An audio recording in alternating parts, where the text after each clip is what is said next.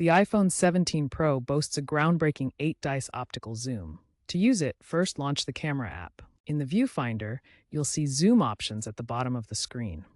Simply tap the 8x button to instantly activate the 8x optical zoom. For more granular control, slide your finger across the zoom scale or utilize the camera control button, a physical ring on the device, for precise zoom adjustments up to 8x. This new optical zoom feature is made possible by a dedicated telephoto lens with a 200mm equivalent focal length, the longest on any iPhone to date, ensuring sharp, distortion-free magnification. To maximize the potential of the iPhone 17 Pro's 8x zoom, keep these tips in mind. Use the 8x zoom primarily for capturing sharp, detailed images and videos of subjects at a distance.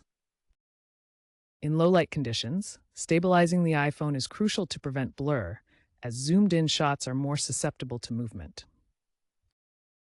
For videos, experiment with smooth zoom transitions during recording to create cinematic effects.